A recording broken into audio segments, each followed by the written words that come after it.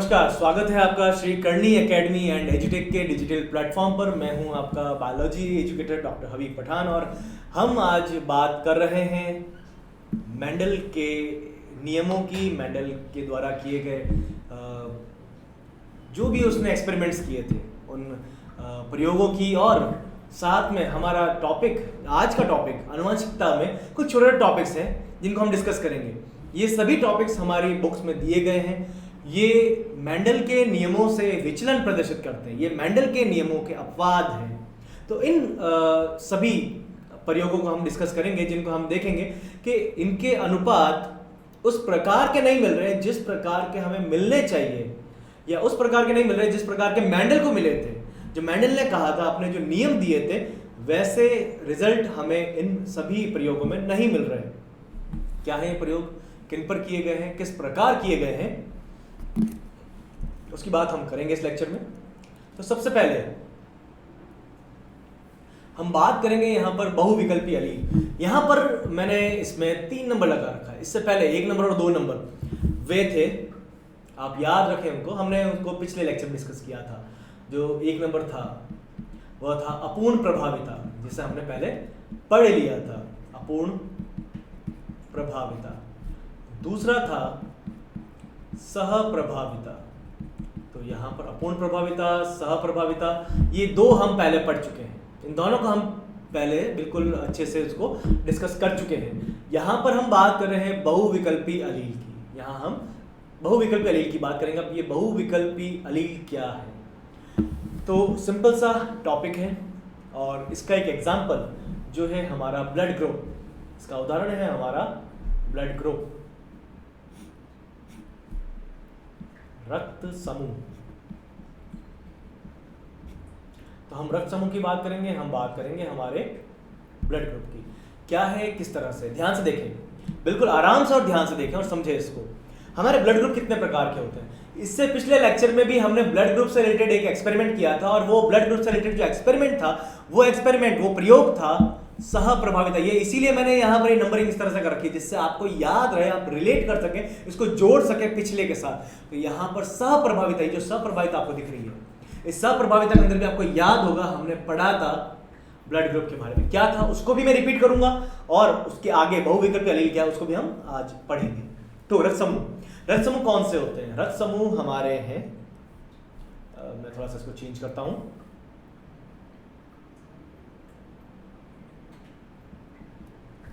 रक्त समूह है ए, आपने सुना होगा ब्लड ग्रुप के बारे में,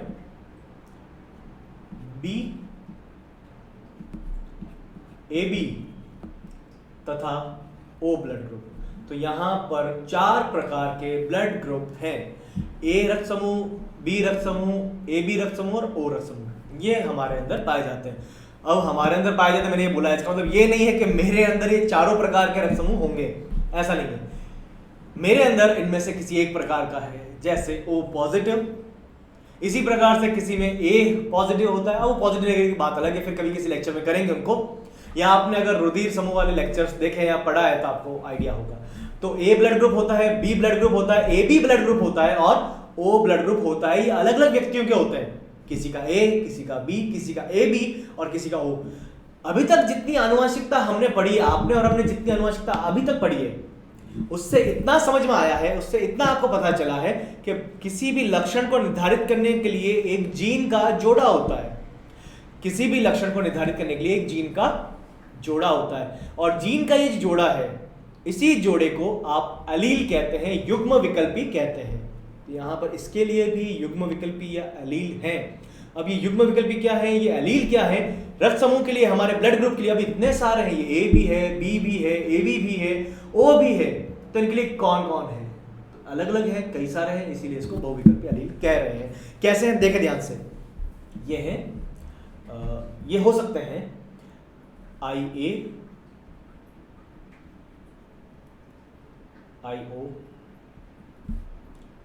आई ए, आई ए।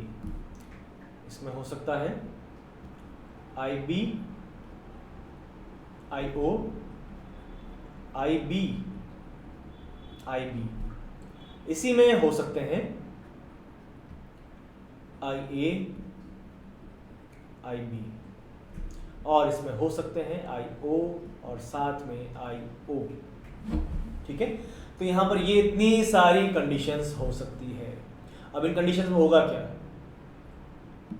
सबसे पहले तो आप ये ध्यान रखें, मैं नंबरिंग कर देता हूँ इसकी, 1 2 3 4 5 और यहाँ पर 6, तो कुल 6 कंडीशंस आपने पढ़ी है, कुल 6 कंडीशंस आपने यहाँ पर देखी है। अब क्या है इन 6 स्थितियों में, इन 6 कंडीशंस के अंदर जब हम बात करेंगे इनकी, तो यहाँ पर फिर से मैं आपको बताना चाहूँगा सबसे पहले कि इसमें आपको एक चीज़ तो याद रखनी पड़ेगी, और वो ये चीज़ है कि यहाँ पर A और B एक दूसरे पर समान रूप से प्रभावी है। आप ये याद रखें, यहाँ पर A और B एक दूसरे पर समान रूप से प्रभावी हैं। अगर A और B साथ में हैं तो दोनों ही प्रदर्शित होंगे, इसी को तो हमने सहप्रभाविता कहा था। यहाँ अगर A और B साथ में हैं तो दोनों ही साथ में प्रदर्शित होंगे, अपने अपने लक्षण को प्रदर्शित करेंगे, एक दूसरे के लक्षण को दबाएंगे नहीं, यही सहप्रभाविता है। लेकिन एक छोटी सी चीज, ये दोनों ही प्रभावी हैं O के ऊपर, ये दोनों ही प्रभावी हैं O के ऊपर। आपको इसको याद रखना होगा, आप इसको याद रखें बस, और कुछ भी याद रखने की जरूरत नहीं है। A O के ऊपर प्रभावी है, अगर A O के साथ में है तो A दिखाई देगा, O दिखाई नहीं देगा। अगर B O के साथ में है तो B दिखाई देगा, O दिखाई नहीं देगा। और A और B साथ में है तो दोनों ही दिखाई देंगे, तो फिर O कब दिखाई देगा बेचारा? O आप देखें सबसे लास्ट में, सबसे लास्ट में देखें आप, सबसे लास्ट में यहाँ पर IO है, तो सबसे लास्ट में जहाँ मैंने IO लिखा है, यहाँ पर ही आपका O दिखाई देगा। ठीक है, चलिए बात करते हैं, मैं लिखता हूँ, आप देखें ध्यान से और आप बताते चले, आप बताएंगे तो कैसे, मन में आप बताते चले मुझे। यहाँ पर जब हमने बात की है IAIO की, तो IAIO में ब्लड ग्रुप होगा A। IAIA स्थिति में भी ब्लड ग्रुप होगा A। क्यों? जब A और A है तब तो A ही होगा ना, समयुग्मजीय स्थिति है। परंतु जब विषम युग्मजीय स्थिति है, IAIO, ये कैसी स्थिति है? ये विषम युग्मजीय स्थिति है। तो इस विषम युग्मजीय स्थिति में प्रभावी कौन है? A प्रभावी है O के ऊपर, A प्रभावी O के ऊपर, तो A दिखाई देगा। IAI है तो समयुग्मजीय है, तो कोई परेशानी नहीं है। IBIO ये एक विषम युग्मजीय स्थिति है, ये एक विषम युग्मजीय स्थिति है। तो विषम युग्मजीय स्थिति के अंदर आपको B प्रभावी है और दिखाई देगा B, तो ब्लड ग्रुप हो जाएगा B, O नहीं होगा। IBIB समयुग्मजीय स्थिति है तो ब्लड ग्रुप होगा, कोई परेशानी ही नहीं है इसमें। तो IAIB ये विषम युग्मजीय स्थिति है, लेकिन इस विषम युग्मजीय स्थिति के अंदर दोनों ही एक दूसरे पर प्रभावी है, तो यहां पर ये सहप्रभाविता प्रदर्शित करेंगे, इसीलिए मैंने नंबर लगाए हैं और ये नाम भी लिखा है। यहां पर ये क्या प्रदर्शित कर रहा है? ये यहां पर सहप्रभाविता को प्रदर्शित करेगा। तो सहप्रभाविता के लिए मैं यहां लिख सकता हूं AB। ठीक है, इसमें आपको कोई परेशानी नहीं होनी चाहिए, आप ध्यान से देखें और ध्यान से समझें। मैं सभी चीजों को जो भी इसके अंदर है साथ बताता चल रहा हूं। लास्ट स्थिति, लास्ट कंडीशन IOIO, ये IOIO क्या है?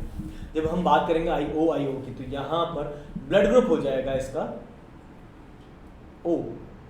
तो समयुग्मजीय स्थिति है ना, तो जब कोई भी अप्रभावी हो, अगर अप्रभावी समयुग्मजीय स्थिति में है तो वही प्रदर्शित होगा, दूसरा प्रदर्शित नहीं होगा वहां पर। तो ये O अप्रभावी जीन है और ये अभी समयुग्मजीय स्थिति में है, तो इसका ब्लड ग्रुप O हो जाएगा। तो यहाँ पर आपको जो मिला है, इसमें A ब्लड ग्रुप के 2 हैं, B ब्लड ग्रुप के भी 2 एलील हैं, एक है आपके AB के लिए और एक है आपके O के लिए। तो इस प्रकार से हमने यहाँ पर बात की है बहुविकल्पी एलील की। अब अगर आपको क्वेश्चन आता है एग्जाम के अंदर, देखिए एग्जाम में इस पर कई तरह से क्वेश्चन आते हैं। अगर आपसे पूछते हैं कि यदि एक A ब्लड ग्रुप वाले नर का विवाह एक B ब्लड ग्रुप वाली मादा के साथ होता है, एक A रक्त समूह वाले नर का विवाह B रक्त समूह वाली मादा के साथ होता है, तो उनके संतान में क्या संभावना होगी? अब A में तो देखें आप ध्यान से, ये भी स्थिति है IAIO, A में तो ये भी स्थिति है IAIA, तो आप किसको लेंगे? वैसे एग्जाम में कई बार दिया होता है कि नर समयुग्मजीय है, मादा विषमयुग्मजीय है, या दोनों समयुग्मजीय है, दोनों विषमयुग्मजीय है, दोनों से। परंतु अगर स्थिति नहीं दे रखी है तो आप विषमयुग्मजीय को ही चुने, आप विषमयुग्मजीय को ही चुनेंगे और उसी के साथ अपना क्रॉस करेंगे तो आपको रिजल्ट एग्जैक्ट मिलेगा, आपकी मेहनत बच जाएगी। आपको ये नहीं करना पड़ेगा पहले आपने समयुग्मजीय को चुना फिर आपने विषमयुग्मजीय को चुना, ऐसी मेहनत आपकी नहीं होगी। आप विषमयुग्मजीय को चुने, उसका क्रॉस करवाएं। जैसे मैंने कहा नर और मादा जो है, तो यहाँ पर नर का ब्लड ग्रुप है, मैंने कहा ए, तो ए के लिए मैं क्या लिखूंगा, IA IO। इसी प्रकार से मैंने कहा मादा का ब्लड ग्रुप IB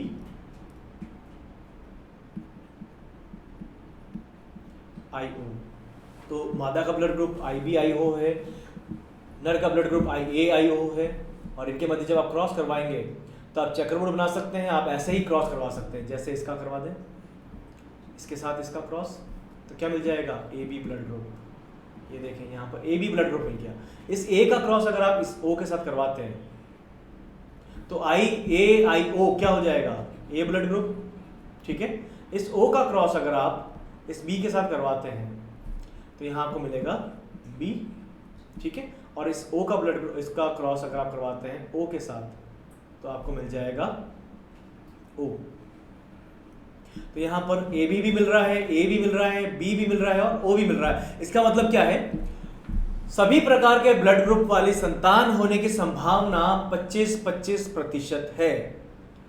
तो A वाला ब्लड ग्रुप वाली संतान भी हो सकती है, B भी हो सकती है, O भी हो सकती है और AB भी हो सकती है। तो यहाँ पर आपको क्वेश्चन इस तरह से करना होगा। ये था आपका बहुविकल्पी एलील। तो बहुविकल्पी एलील छोटा सा टॉपिक है, सिंपल सा टॉपिक है जो आपके सामने है, जो मैंने आपको बताया है, और इसका उदाहरण आपने लिया है ब्लड ग्रुप का, रुधिर समूह का, जो हमारे पाठ्य पुस्तक में, हमारे सिलेबस के बुक में दिया गया है। तो हम इसकी बात की है। आगे हम पढ़ते हैं हमारा नेक्स्ट टॉपिक आज का। नेक्स्ट टॉपिक घातक जीन। अब ये घातक जीन क्या है, अब ये यहां पर घातक जीन, घातक का मतलब आपको पता होगा, घातक तो नाम सुना होगा आपने, काफी फेमस नाम है। फेमस इसलिए है, मूवी भी है घातक, आपने देखी होगी, शायद नहीं देखी हो तो कभी फ्री बैठे हो तो देख लीजिएगा एग्जाम के बाद, नीट में सेलेक्ट होने के बाद। तो यहाँ पर हम बात करेंगे घातक। घातक का मतलब है जो हमारे लिए हानिकारक है, बहुत ज्यादा हानिकारक है, उसको हम कह रहे हैं घातक, ठीक है। तो एक घातक जीन भी होता है हमारे शरीर में, कहाँ पर और किन प्राणियों में किस प्रकार से क्या करता है, तो हम बात करेंगे घातक जीन। सबसे पहले तो घातक जीन होता क्या है। घातक जीन ऐसा जीन है जो अपना हानिकारक प्रभाव प्रदर्शित करता है, उसके कारण मृत्यु भी हो सकती है और कोई दूसरा लक्षण भी उपस्थित हो सकता है, ठीक है। इसके कारण मृत्यु भी हो सकती है और कोई दूसरा लक्षण भी प्रदर्शित हो सकता है। ऐसा जरूरी नहीं है कि घातक जीन से मृत्यु ही होगी या घातक जीन से कोई एक प्रकार का विकार ही होगा, इससे दोनों चीजें हो सकती है। जैसे मैं एग्जांपल बताता हूँ, चूहों के अंदर पाया जाता है, तो चूहों के अंदर भी घातक जीन मिल रहा है, तो उसमें उन चूहों की मृत्यु हो जाती है जिनमें घातक जीन मिल रहा है। इसी प्रकार से मुर्गियों के अंदर, कुछ मुर्गियों में घातक जीन होता है। जिन मुर्गियों में घातक जीन होती है, घातक जीन उपस्थित होता है, उन्हें क्रिपर्स कहते हैं। क्रिपर्स का मतलब है रेंगने वाली मुर्गियां। अब रेंगने वाली मुर्गियां कौन सी होती है, अब ये रेंगने वाली मुर्गियां कभी देखी, रेंगने वाला तो सांप है, रेंगने वाला तो छिपकली है, रेंगने वाला मगरमच्छ है। ये रेंगने वाले मुर्गियां कौन सी है, कभी नहीं देखी आपने। तो एक्चुअल में क्या होता है, इन मुर्गियों के पैर छोटे होते हैं, मुड़े हुए होते हैं, खुलते नहीं है और ये चल नहीं पाती। तो ये कुछ इस तरह से आप इमेजिन करें। अब मैं तो ऐसे कैसे बता सकता हूँ, यहाँ मुर्गी में ला नहीं सकता, नहीं तो मैं पूरी कोशिश करता अपने साथ एक मुर्गी लाने की और मैं आपको बताता हूँ। और वैसे ऐसी मुर्गियाँ मिलती नहीं है।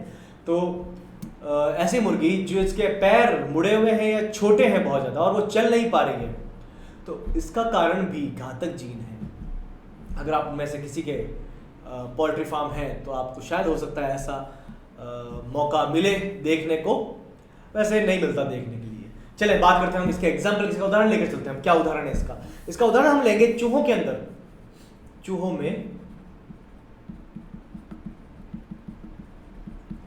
घातक जीन, तो हम बात करें चूहों में घातक जीन की, तो हमारे पास में दो प्रकार के चूहे हैं।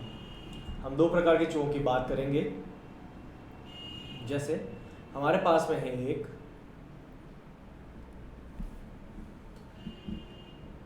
पीले रंग के, पीले त्वचा वाले, पीले बालों वाले चूहे। तो जो पीले चूहे हैं इनके अंदर जीन है कैपिटल वाई, कैपिटल वाई। ध्यान से देखें, थोड़ा सा कंडीशन ऐसी है जो आपने, ये ऐसा टॉपिक है जो आपने आज से पहले कभी नहीं पढ़ा होगा। बिल्कुल सिंपल सी बात मैं बता रहा हूं आपको, ये टॉपिक आपने आज से पहले कभी किसी क्लास में नहीं पढ़ा होगा। तो ऐसे टॉपिक जैसे ब्लड ग्रुप था वो आपने पढ़ रखा है पिछली क्लासों में, तो ऐसे टॉपिक जो पिछली क्लासों में पढ़ रखा है उनको समझना आसान होता है, जल्दी याद होते हैं। लेकिन यहाँ पर ऐसे टॉपिक जो आपने पिछली क्लास में नहीं पढ़े हैं उनको समझना, उनको पढ़ना थोड़ा सा मुश्किल होता है। इसीलिए मैं कह रहा हूँ आप इसको थोड़ा सा ध्यान से देखें, मैं बिल्कुल आराम से आपको ये समझा रहा हूँ। तो यहाँ पर हम बात कर रहे हैं ऐसे चूहे की जिनका रंग पीला है। तो ये पीला रंग है वाई जीन के कारण। इसको मैंने कैपिटल लिखा है, इसको मैंने कैपिटल लिखा है। अब यहाँ पर इसमें भूरे चूहे होंगे, भूरे चूहे, और ये जो भूरे चूहे हैं इनमें भूरा रंग है स्मॉल वाई जीन के कारण। इसमें भूरा रंग, चूहे का रंग भूरा किसके कारण है? स्मॉल वाई जीन के कारण है। ठीक है, तो स्मॉल वाई जीन के कारण का रंग भूरा होगा। तो यहाँ पर अब घातकता की बात मैं करूँगा। अभी तक मैंने घातकता के बारे में कुछ नहीं बताया, लेकिन अब मैं यहाँ पर घातकता की बात करूँगा। घातकता की बात कैसे, देखें ध्यान से, बिल्कुल ध्यान से देखें। अब ये जो पीले चूहे हैं इनमें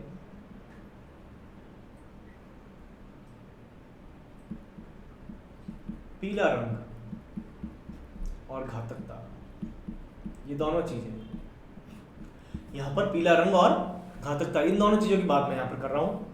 तो इनका पीला रंग है जो प्रभावी है, पीला रंग प्रभावी है,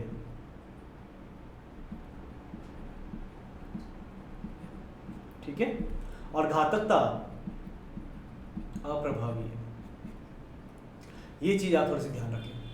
यहां मैंने जो लिखा है फिर से सुने, यहां पर जो पीले चूहे हैं इनके अंदर वाई जीन, ये जो वाई है यहां पर कैपिटल वाई, ये प्रभावी किसके लिए है? पीले रंग के लिए, परंतु ये अप्रभावी है घातकता के लिए। पीले रंग के लिए तो क्या है? ये प्रभावी है। इसका मतलब ये है कि यहां पर अगर स्थिति कुछ ऐसी है, अगर स्थिति कुछ यहां पर ऐसी है, आपके पास में कैपिटल वाई है, तब भी इसका रंग पीला होगा। या फिर आपके पास में कैपिटल वाई स्मॉल वाई है, तब भी इसका रंग पीला होगा। अगर कैपिटल वाई वाले चूहे हैं, ऐसे चूहे जिनके अंदर कैपिटल वाई जीन उपस्थित है, तब वो चूहे पीले रंग के होंगे।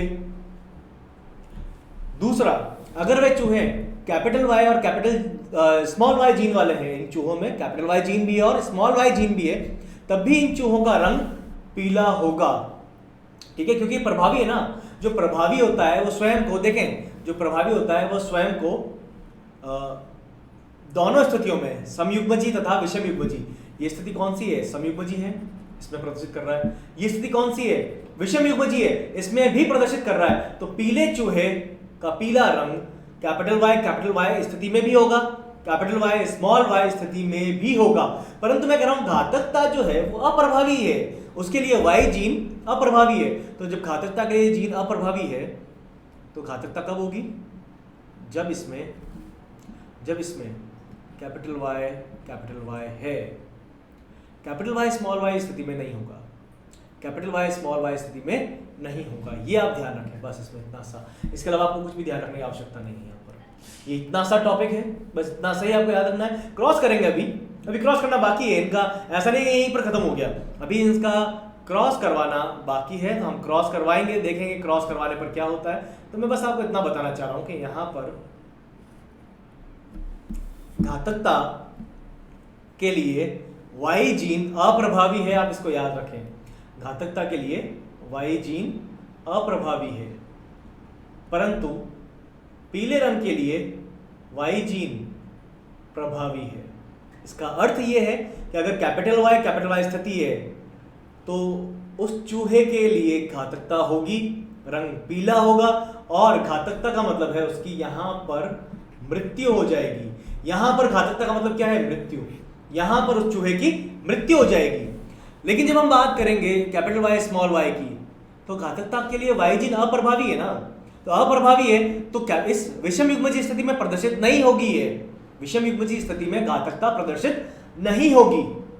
ठीक है, बस ये इतना सा आपको ध्यान रखना है। चलें आगे, भूरे चूहे में कोई परेशानी नहीं है, स्मॉल वाई। ठीक है, अब इनका क्रॉस करवाते हैं। क्रॉस किसका करवाएंगे? अब आप ये ध्यान रखें, यहां पर आपको शुद्ध नहीं लेने हैं। अब आप यहां पर कैपिटल वाई का क्रॉस मत करवा देना। गलती से भी अगर आपने कैपिटल वाई का स्मॉल वाई के साथ क्रॉस करवा दिया, तो एक तो एग्जामिनर की अच्छी खासी कॉमेडी हो जाएगी, वो हंसेगा। उसका कारण क्या है? अभी मैंने कहा है ये कैपिटल वाई इनकी मृत्यु हो जाएगी, तो जो मरे हुए हैं उसका क्रॉस, उसका जनन आप कैसे करवा सकते हैं? ठीक है, तो अगर आप एग्जामिनर के साथ मजाक करने की इच्छा नहीं रखते हैं तो आप ऐसा बिल्कुल ना करें। आप याद रखें इसको, यहाँ पर ऐसी स्थिति नहीं करवानी। ठीक है, चलिए क्रॉस करवाते हैं। इनका क्रॉस करवाएं, बिल्कुल सिंसियरली देखें आप इसको। यहाँ पर आपके पास में पीले चूहे हैं। ठीक है, अब मैं पीला कलर यहाँ ले नहीं सकता। एक्चुअल में प्रॉब्लम ये है कि पीला रंग इस सफेद रंग में दिखेगा नहीं, इसलिए मैं पीला रंग नहीं ले रहा। तो यहाँ पर पीले चूहे हैं और आपके साथ में उपस्थित हैं भूरे चूहे। तो पीले चूहे के लिए कैपिटल वाई स्मॉल वाई। अब देखें, पीले चूहे के लिए मैंने कैपिटल वाई नहीं लिया है।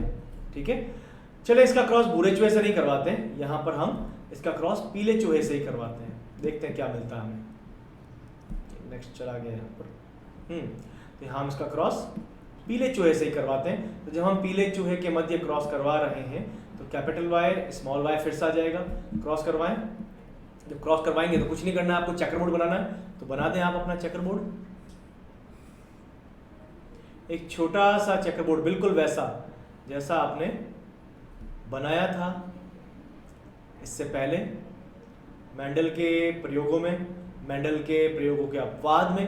तो बिल्कुल वैसा ही चेकर बोर्ड आपको यहाँ बनाना है। इसमें अब हम थोड़ा सा चेंज करेंगे। यहाँ पर लेडीज फर्स्ट एंड देन बेचारे जेंट्स। ठीक है, तो यहाँ पर मादा का निशान है, उसके बाद में नर का निशान है, और हम अब लिख देंगे इसके अंदर हमारे जो भी है युग्मक। जैसे कैपिटल वाई स्मॉल वाई का करवा रहे हैं ना, तो यहाँ एक में लिखेंगे कैपिटल वाई, एक में स्मॉल वाई। इसमें लिखा कैपिटल वाई, इसमें लिखा स्मॉल वाई। अब आप करवाएं इनका क्रॉस। जब आप इनका क्रॉस करवाएंगे तो क्या मिलेगा आपको? सबसे पहले बॉक्स में क्या आएगा? सबसे पहले बॉक्स में आएगा कैपिटल वाई। ठीक है, सबसे पहले बॉक्स में आएगा कैपिटल वाई, और इसके बाद वाले बॉक्स में आपको मिल जाएंगे जो सभी हैं आपके। इसको ट्राई करते हैं आज। नहीं, ये नहीं चलेगा काम इससे। चलें, तो इसको हम दूसरा लेना ज़रूरी है। यहाँ पर मैं इसको इसी के साथ नहीं लूँगा, इसी कलर का नहीं लूँगा, इसको मैं थोड़ा सा डार्क कर देता हूँ। तो यहाँ पर कैपिटल वाई स्मॉल वाई, और यहाँ पर स्मॉल वाई। अब देखें इसको ध्यान से, क्या होगा यहाँ? इसका अनुपात बता दे बस मुझे, और कुछ भी नहीं। आप सोचें और बताएं इसका क्या अनुपात होगा। आपके मन में आएगा अनुपात 1:2:1। आपके मन में जो अनुपात आएगा वो अनुपात है 1:2:1। कैसे? ये जो कैपिटल वाई है, यहाँ पे इस बॉक्स के अंदर देखें आप, इस बॉक्स में जो कैपिटल वाई है, इस बॉक्स में कैपिटल वाई पीले रंग के हैं। ठीक है, ये तो इसका लक्षण है। कैपिटल वाई स्मॉल वाई वाले 50% ये भी पीले रंग के हैं, और स्मॉल वाई वो भूरे रंग के हैं। तो अनुपात आपको मिला लक्षण प्ररूप। जीन प्ररूप की बात कर रहे हैं पहले। जीन प्ररूप कैपिटल वाई 25%, फिर कैपिटल वाई लिख देता हूं मैं इसको यहाँ पर। तो यहाँ पर capital Y 25%, capital Y small Y 50%, और स्मॉल वाई 25%। तो यहाँ पर अनुपात अगर आप निकालेंगे इसका, तो 1:2:1 आना चाहिए। यही आया है आपके मन में। और जब मैं बात करूंगा इसके लक्षण प्ररूप की, तो इनका 75% का रंग, इन 75% का रंग कैसा है? पीला। इनका रंग कैसा है? पूरा 25% का, तो अनुपात आया 3:1। यहाँ अनुपात आया है 3:1। लेकिन कई बार कंडीशन क्या है, यहाँ ध्यान रखें, इसकी हो चुकी है मृत्यु। यहाँ पर ये जो कैपिटल वाई स्मॉल वाई लिखा है, यहाँ जो कैपिटल वाई है, इसकी यहाँ पर मृत्यु हो चुकी है। ये सिलेक्ट हुआ नहीं है, यहाँ इसकी मृत्यु हो गई। तो ये जो कैपिटल वाई है ये मर चुका है, तो इसको हम अनुपात में काउंट नहीं कर रहे हैं। तो यहाँ पर जब इसको काउंट नहीं करेंगे तो अनुपात आपका रह जाएगा 2:1। सिंपल सा, ये घातक जीन है। बस घातक जीन को फिर से देखें, मैं ये टॉपिक नया है आप लोगों के लिए, आपने इससे पहले इस टॉपिक को नहीं पढ़ा है किसी भी कक्षा में, इसीलिए मैं इसको फिर से रिपीट करता हूँ। इसका एग्जाम्पल हम ले सकते हैं चूहों में घातक जीन। तो चूहों में घातक जीन जैसे पीले रंग के, उनके फर पीले रंग के हैं, उनके जो बाल हैं, फर तो नहीं है, उनके बाल हैं वो पीले रंग के हैं। और उनके भूरे रंग के चूहे हैं, जिनमें जो भूरे रंग के हैं इनके लिए स्मॉल वाई, जो पीले रंग के उनके लिए कैपिटल वाई। जो वाई जीन है, वाई जीन प्रभावी है पीले कलर के लिए, वाई जीन अप्रभावी है घातकता के लिए। इसका अर्थ, अगर कोई चूहा समयुग्मजी है, पीला समयुग्मजी वाई है, कैपिटल वाई है, तो पीला रंग का होगा और मृत्यु हो जाएगी। परंतु विषम युग्मजी है, उस स्थिति में उसका रंग तो पीला होगा लेकिन मृत्यु नहीं होगी। यहाँ पर मृत्यु सिर्फ इसकी हुई है, सिर्फ इसकी मृत्यु हुई, जिसको मैंने लाल रंग से लिखा है। ये दोनों सर्वाइव कर रहे हैं, जीवित हैं, ये भी जीवित है, ये भी जीवित है और ये भी जीवित है, तीनों यहाँ पर जीवित होंगे। यह थी आपकी घातक जीन। तो घातक जीन की कहानी हमने देख ली, यहाँ पर क्या कहानी है इसकी। चलते हैं हम अपने नेक्स्ट स्लाइड की तरफ। बहुप्रभाविता प्लियोट्रॉपी, एक छोटा सा टॉपिक, एक इंपॉर्टेंट टॉपिक, एक ऐसा टॉपिक जिसे आपने पहले नहीं पढ़ा है। तो कुछ टॉपिक हैं ऐसे जो आपने पहले कभी किसी कक्षा में नहीं पढ़े हैं, तो आप उनका स्पेशली ध्यान रखें, स्पेशल आप इनको कंसिडर करें। ये बहुप्रभाविता है प्लियोट्रॉपी, बहुत इंपॉर्टेंट है प्लियोट्रॉपी। प्लियोट्रॉपी है क्या? जहां पर एक ही जीन एक से अधिक लक्षणों का निर्धारण कर रहा है। यहां पर एक जीन है जो एक से अधिक, एक जीन एक से अधिक लक्षण का, या मैं लिख देता हूं लक्षणों का निर्धारण कर रहा है। तो यहां पर एक जीन है जो एक से अधिक लक्षणों का निर्धारण कर रहा है। कैसे? कुछ इस तरह से, जैसे एक ही जीन है, एक जीन है और इसके लक्षण एक से अधिक लक्षण है जिनका ये निर्धारण कर रहा है। ठीक है, अब वो कोई भी लक्षण हो सकता है। लक्षण ए हो सकता है, लक्षण यहां पर बी हो सकता है, यहां पर लक्षण सी हो सकता है, तो कोई भी लक्षण हो सकते हैं। तो एक जीन जब एक से अधिक लक्षणों का निर्धारण कर रहा है तो इसको आप कह रहे हैं बहुप्रभाविता या प्लियोट्रॉपी। ठीक है, तो यहां पर ये प्लियोट्रॉपी है। ठीक है, चलो बात करते हैं, इसके एग्जाम्पल लेते हैं हम। इसके एग्जाम्पल की हम बात करेंगे, उदाहरण लेते हैं। उदाहरण है आपका ड्रोसोफिला। अब ये ड्रोसोफिला क्या है? आपने सुना होगा नाम पहले, और हमने अपने पिछले किसी लेक्चर में भी ड्रोसोफिला की बात की है। ड्रोसोफिला का पूरा नाम है ड्रोसोफिला मेलानोगैस्टर। ड्रोसोफिला का पूरा नाम है ड्रोसोफिला मेलानोगैस्टर। इसको हम अंडरलाइन करेंगे।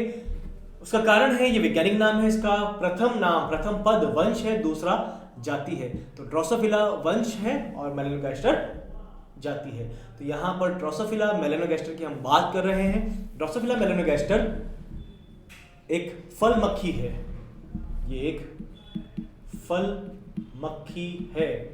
तो इस फल मक्खी की हम यहां पर बात कर रहे हैं। ठीक है, चले बताते हैं इसके अंदर होता क्या है। इसके अंदर दो प्रकार की होती है ड्रोसोफिला। ड्रोसोफिला एक होती है लाल आंख वाली,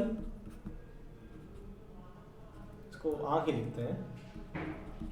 वैसे बायोलॉजी में भी हम शब्दों का ध्यान रखना बहुत जरूरी है।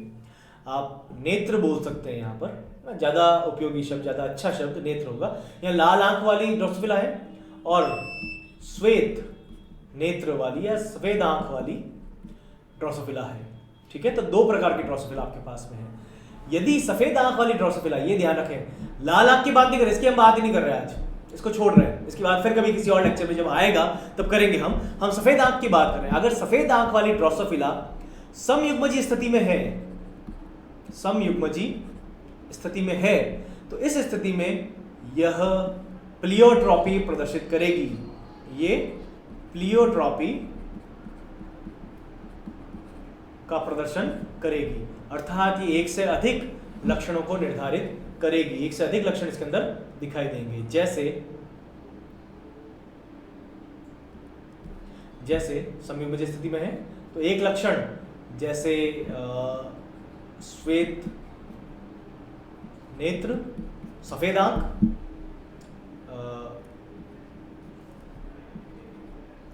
इसको हम सफेद आंख ही लिखते हैं, तो यहां पर सफेद आंख वाली ड्रोसोफिला मिल जाएगी।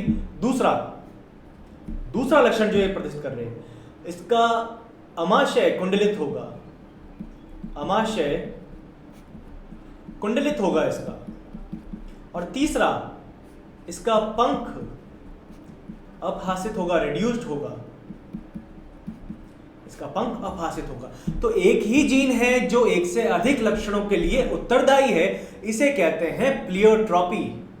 तो एक सिंपल सा कैरेक्टर था, एक सिंपल सा टॉपिक था प्लियोट्रॉपी, जिसको मैंने यहां पर आपके सामने बताया है। एग्जांपल इसमें लिया है हमने ड्रोसोफिला मेलानोगैस्टर का। ड्रोसोफिला मेलानोगैस्टर एक फल मक्खी है जो फलों पर पाई जाती है, बिल्कुल छोटी सी होती है, मच्छर से भी छोटी होती है, बहुत आसानी से आपको दिख जाएगी क्योंकि धीरे उड़ती है बेचारी, बहुत धीरे उड़ती है। तो आपके घरों में अगर फल आते हैं रेगुलर और पड़े रहते हैं ऐसे ही खुले, तो इस दिन हो सकता है आपके घरों में भी ये मिल जाए। और फलों की दुकान पे तो आपको मिल ही जाएगी, अगर फल फ्रूट शॉप है, कोई भी फल की दुकान, तो वहां पर आपको ये बहुत सरलता से मिल जाएगी। तो ये अगर इसकी सफेद आंख वाली है समयुग्मज स्थिति में, तो उस स्थिति के अंदर इसमें आंख सफेद है, पंख अपहासित है, अमाशय कुंडलित होगा। तो एक ही जीन है जो एक से अधिक लक्षणों का निर्धारण कर रहा है। अब दूसरी बात करते हैं हम इसमें, यहां पर हम बात करेंगे इसमें दूसरे लक्षण की, दूसरे एग्जाम्पल की हम बात करेंगे। ये एग्जाम्पल था आपके, ये एग्जाम्पल तो ड्रोसोफिला का था, ठीक है। इस ड्रोसोफिला को मैं यहाँ टिक कर देता हूँ, आपको ध्यान रखें एग्जाम्पल किसका था, उदाहरण था ड्रोसोफिला का। दूसरा उदाहरण जो हमने किसी और लेक्चर में पढ़ा है, और वो है आपके सिकल सेल एनीमिया, दात्र कोशिका, इसको थोड़ा सा अलग करते हैं। दूसरा होगा आपका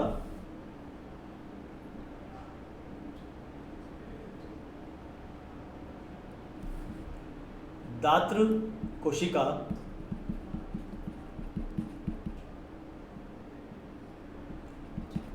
रक्त अल्पता, दात्र कोशिका रक्त अल्पता। तो यहाँ पर दात्र कोशिका रक्त अल्पता की हम बात करेंगे। अब ये क्या है, अगर आपने पिछला कोई लेक्चर देखा हो जिसमें हमने बात की थी इसकी, जिसको मैंने अच्छे से एक्सप्लेन किया था, इसको कोशिश की थी अच्छे से एक्सप्लेन करने की, अगर आपको समझ में आ गया इसका मतलब मैंने अच्छे से एक्सप्लेन किया, और नहीं समझ में आया इसका मतलब कोशिश करने की ज़रूरत है, दोबारा वीडियो देखने की ज़रूरत है। तो यहाँ पर देखें ध्यान से इसको, यहाँ पर दूसरा एग्जाम्पल, मैं इसको भी थोड़ा सा राइट कर देता हूँ तो दोनों एक जैसे हो जाएंगे, पता रहेगा ये दो एग्जाम्पल्स हैं जिनकी बात हमने की है। होता क्या है, दात्र कोशिका रक्त अल्पता, इसको इंग्लिश में कहते हैं सिकल सेल एनीमिया। एनीमिया जिसका मतलब है खून की कमी, एनीमिया जिसका अर्थ है खून की कमी। तो इस स्थिति के अंदर यहाँ पर हमारे शरीर में खून की कमी हो जाती है। खून की कमी कई प्रकार की होती है, खून की कमी कई प्रकार की होती है, जैसे आपके शरीर में हीमोग्लोबिन कम है, खून की कमी है, आरबीसी कम है, खून की कमी है, खून खुद ही कम हो गया तब भी खून की कमी है, वो ऑक्सीजन का परिवहन नहीं कर रहा तब भी खून की कमी है, हीमोग्लोबिन विकृत हो गया, खून की कमी है। तो इस प्रकार से कई तरह की एनीमिया होते हैं, जिसमें से एक है सिकल सेल। सिकल का अर्थ है हसिया। तो आपकी जो आरबीसी कुछ इस तरह की होती है, आपकी आरबीसी गोल होती है, वैसे तो आपकी आरबीसी गोल है और आपको इस तरह से की भी दिख सकती है। मैंने एग्जांपल दिया था पिछले लेक्चर में जब इसको बताया था, मैंने उदाहरण दिया था, जैसे आपका ये मेरा मोबाइल है, इस मोबाइल को अगर मैं इस तरह से देख रहा हूँ तो ये आयताकार दिख रहा है आपको, ठीक है, जैसे आरबीसी आपको गोल दिख रही है। लेकिन अगर मैं इसको इस तरह से करता हूँ तो ये कैसा, ये चपटा है। इसी तरह से आपकी आरबीसी आपको यहाँ पर उभयावतल दिख रही है। उभयावतल अर्थात दोनों सतह से अवतल, देखें ध्यान से, अवतल है, अंदर गई हुई है, तो दोनों सतह से अवतल है ये, इसलिए इसको उभयावतल कह रहे हैं। ये आरबीसी है और ये इस रोग के अंदर, इस विकार में कुछ ऐसी हो जाती है।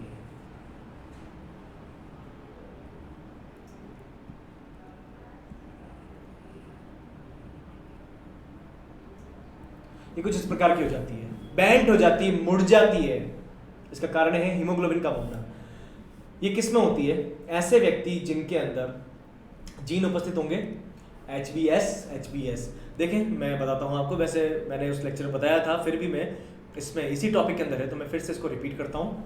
देखें अगर स्थिति है, 3 प्रकार के जीन युग्म विकल्पी हो सकते हैं इसके अंदर, HbA, दूसरा होगा HbS, और तीसरा होगा HbA, HbS। ठीक है, तो यहाँ पर एक स्थिति ये है, एक स्थिति ये है और एक स्थिति ये है। यहाँ पर क्या होगा, सिंपल सी चीज आप देखें, इसका इंग्लिश में नाम है sickle cell anaemia. Sickle cell anaemia S से आप याद रखें, जब नाम है इसका सिकल सेल एनीमिया तो एस से याद रखें। तो एस वाली जो स्थिति है ये व्यक्ति होंगे ग्रसित, जो एस वाली स्थिति है ये व्यक्ति क्या होंगे? ग्रसित। ए वाले जिनमें ए जीन उपस्थित है वे सामान्य होंगे, ये यहां पर सामान्य होंगे। और यहां पर HbA HbS वाली स्थिति अगर है तो इस स्थिति के अंदर ये इसके वाहक होंगे, ये इसका वाहक है, ये आगे ले जाएंगे इसको। अब इसमें होता क्यों है ये? अगर किसी भी व्यक्ति में ये जीन उपस्थित है HbS HbS स्थिति अगर उपस्थित है तो उसमें हीमोग्लोबिन, आपके हीमोग्लोबिन के 11th क्रोमोसोम 11वां गुणसूत्र की बीटा ग्लोबिन श्रृंखला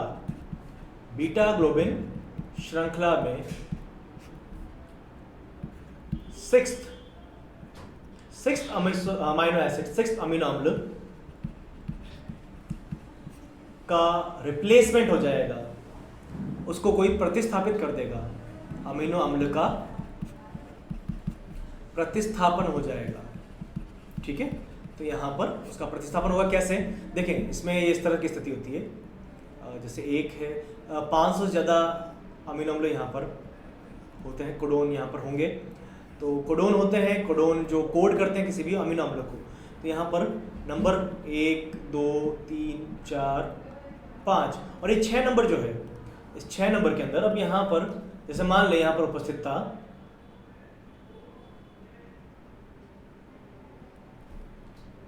GAG,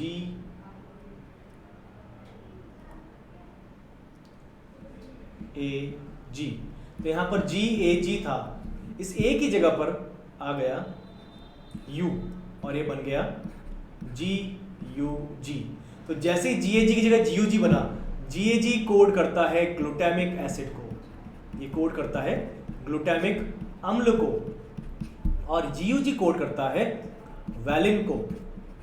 तो यहाँ पर ग्लूटामिक अम्ल की जगह आ गया है वैलिन। तो ये अमीनो अम्ल चेंज हो गया। जैसे यहाँ पर अमीनो अम्ल चेंज हुआ है, जैसे यहाँ पर अमीनो अम्ल चेंज हुआ, ये हीमोग्लोबिन विकृत हो जाएगा और हीमोग्लोबिन के विकृत होने से आरबीसी भी विकृत हो जाएगी, और ऐसी आरबीसी आपके ऑक्सीजन का परिवहन नहीं करती, इसीलिए इसे कहते हैं अनीमिया, खून की कमी, क्योंकि जो उसका काम है वो ये अपना काम ही नहीं कर रही, तो फिर काम का क्या। ठीक है, चले एक और अच्छी बात इसके बारे में है, जिनको सिकल सेल एनीमिया है उनको मलेरिया नहीं होता, जिनको सिकल सेल एनीमिया है उनको मलेरिया नहीं होता है। ठीक है, कैसे, क्यों, कैसे है, क्या है, मैं बताता हूँ, ध्यान से सुने। साउथ अफ्रीका में ज़्यादा होता है सिकल सेल एनीमिया, तो उन लोगों को मलेरिया नहीं, जबकि मच्छर है वहाँ पर अपने ज़्यादा है, अपने बराबर है, फिर भी वहाँ मलेरिया नहीं हो रहा। मलेरिया होता है एक, उसका रोगजनक है प्लाज्मोडियम, मच्छर काटने से हो रहा है। एनाफिलीज नाम सुना होगा, फीमेल एनाफिलीज, मादा एनाफिलीज। तो उस मच्छर के अंदर होता है प्लाज्मोडियम जो अपने शरीर में प्रवेश करता है, और प्लाज्मोडियम के कारण आपको मलेरिया हो जाता है। अब कंडीशन ये है कि जो प्लाज्मोडियम है, आप लोग से अगर पूछें ऐसे घर में रहना चाहेंगे जिस घर में जो दीवारें हैं चारों तरफ की, उसमें खिड़कियां हैं और दरवाजे हैं, मतलब बिल्कुल खुले, ना खिड़कियां लगी हुई है ना दरवाजे, बिल्कुल ओपन टाइप का घर, हवा महल है वो, ऐसे घर में रहना चाहेंगे आप? क्यों रहना चाहेंगे ऐसे घर में जिसमें दीवार टूट रही है, छत में से पानी टपक रहा है, नीचे आंगन नहीं हो रखा है ना, ऐसे घर में क्यों रहना। और एक ऐसा घर जहाँ मैं खड़ा हूँ, काफ़ी अच्छी जगह है ये, यहाँ पर अच्छे से लाइट है, पंखे लगे हुए हैं, एसी लगा हुआ है, चेयर्स है, सब कुछ है यहाँ पर, नीचे टाइल्स लगी हुई, सब कुछ बिल्कुल परफेक्ट बढ़िया है यहाँ पर। तो आप कैसे घर में रहना चाहेंगे? तो ऐसा घर जो टूटा फूटा है उसमें नहीं रहना चाहेंगे। तो फिर प्लाज्मोडियम क्यों रहेगा? तो प्लाज्मोडियम ऐसी कोशिका में नहीं रहता। वैसे प्लाज्मोडियम हमें ध्यान रखें, प्लाज्मोडियम जाता है ऐसी कोशिका में जिससे उसको न्यूट्रिशन मिले, पोषण मिले, और पोषण प्राप्त करता है आरबीसी से, रेड ब्लड कॉर्पस सेल, लाल रुधिर कणिका। तो लाल रुधिर कणिकाओं से वो अपना पोषण प्राप्त करता है, लाल रुधिर कणिकाओं से अपना पोषण प्राप्त करेगा। परंतु लाल रुधिर कणिकाओं से पोषण तो प्राप्त कर रहा है, परंतु ऐसी लाल रुधिर कणिका जो बेंट हो रखी है, मुड़ गई है, हंसिया के नुमा, हंसियाकार की हो चुकी है, तो उसमें अपना घर नहीं बनाएगा। और जब वहां पर वो अपना घर नहीं बनाएगा तो उस स्थिति के अंदर आपको मलेरिया भी नहीं होगा। तो यहाँ पर आपको मलेरिया उसमें नहीं होगा। तो ये एक छोटा सा इसके अंदर आपको ध्यान रखना है। तो जिन लोगों को सिकल सेल एनीमिया है उनको मलेरिया नहीं होता। तो यहाँ पर सिंपल सा प्लियोट्रॉपी है। प्लियोट्रॉपी क्या है मैं फिर से इसको रिपीट कर देता हूँ, छोटा सा टॉपिक है, आप इसको समझें। और इसी के साथ आज का लेक्चर यहाँ हम खत्म करेंगे। तो यहाँ पर जब हम बात करें प्लियोट्रॉपी की, तो एक ही जीन, ध्यान से देखें, एक ही जीन है जो एक से अधिक लक्षणों का निर्धारण कर रहा है। एक जीन है जो एक से अधिक लक्षणों का निर्धारण कर रहा है, इसी को आप कह रहे हैं प्लियोट्रॉपी। ठीक है, तो एक जीन एक से अधिक लक्षणों का निर्धारण कर रहा है, इसको आप प्लियोट्रॉपी कह रहे हैं। तो यहाँ पर लक्षण कुछ भी हो सकते हैं। इसमें दो उदाहरण पढ़े हमने, दो एग्जाम्पल पढ़े। ये जो दो उदाहरण थे, दो एग्जाम्पल जो थे, उसमें पहला था ड्रोसोफिला का, पहला उदाहरण था आपके ड्रोसोफिला का। ड्रोसोफिला मेलानोगैस्टर जो फल मक्खी है, इसके अंदर दो प्रकार की आंख वाली मिलती है। दो प्रकार की आंख वाली मतलब ऐसा नहीं एक आंख लाल एक सफेद, मतलब या तो दोनों आंखें लाल होगी या दोनों आंखें सफेद होगी। तो जो सफेद आंख वाली है वो अगर समयुग्मित स्थिति में है तो उस कंडीशन के अंदर उसमें सफेद आंख तो है, साथ में कुंडलित अमाशय भी मिलेगा और पंख भी अपहासित होगा उसका। तो इस प्रकार से एक ही जीन एक से अधिक लक्षणों को निर्धारित कर रहा है। यहाँ पर दात्र कोशिका रक्त अल्पता की जब बात कर रहे हैं तो HbS जीन वाले व्यक्तियों के अंदर हीमोग्लोबिन का जो 11वां गुणसूत्र है उसकी बीटा ग्लोबिन श्रृंखला का छठा अमीनो एसिड, छठा अमीनो अम्ल में GAG के स्थान पर GUG हो जाता है, ए की जगह पर यू आ गया, बस इतना सा। तो वो जो GAG ग्लूटामिक अम्ल को कोड कर रहा था वो अब कोड करता है वैलिन को, और इस तरह से उनका हीमोग्लोबिन मुड़ जाता है। हीमोग्लोबिन के मुड़ने से उनका आरबीसी भी बैंड हो जाती है, मुड़ जाती है, और इस प्रकार से उनको मलेरिया भी नहीं होगा क्योंकि प्लाज्मोडियम ऐसी आरबीसी को इन्फेक्ट संक्रमित नहीं करता। और यहाँ मैंने लिखा है वाहक है। वाहक का मतलब क्या? आप क्रॉस करवाएं, लास्ट में करवाता हूँ, उसके बाद इसको पूरा करेंगे। तो यहाँ पर आप क्रॉस करवाएं HbA, इसको चेंज करते हैं और जल्दी से इसको पूरा करेंगे हम, क्योंकि इसको हम पिछले एक लेक्चर में देख चुके हैं। तो यहाँ पर आप क्रॉस करवाएं, ये क्रॉस होगा HbA, HbS तथा HbA, HbS। ये यहाँ पर नर है और यहाँ पर ये मादा है। जब क्रॉस करवाएंगे तो आपको क्या मिलेगा? इसका क्रॉस करवाएं इसके साथ तो A, ठीक है। इसका क्रॉस करवाया आप इसके साथ, आपको मिला AS। इसका क्रॉस करवाएं इसके साथ तो आपको मिला AS, और इसका क्रॉस करवाएं आप इसके साथ तो आपको मिला SS। तो यहाँ पर ये 25%, 25% SS वाले देखें, SS वाले क्या है? ग्रसित। तो 25% ग्रसित है, तो ये वाहक हो गए ना, ये वाहक हो गए, इन्होंने अगली पीढ़ी में पहुंचा दिया। इस प्रकार से ये भी 50% वाहक होंगे और ये 25% यहाँ पर सामान्य होंगे। तो जो किसी भी रोग को, किसी भी जीन को अगली पीढ़ी में पहुंचा रहे हैं वे उसके वाहक हैं, चाहे वे खुद ग्रसित नहीं हैं, उनको वो रोग नहीं है, लेकिन अगली पीढ़ी में पहुंचा रहे हैं तो वो क्या होंगे? उसके वाहक। तो इसी के साथ हम आज का ये लेक्चर खत्म करेंगे। उम्मीद करता हूँ आपको समझ में आए होंगे सभी टॉपिक जो आज हमने डिस्कस किए। Thank you.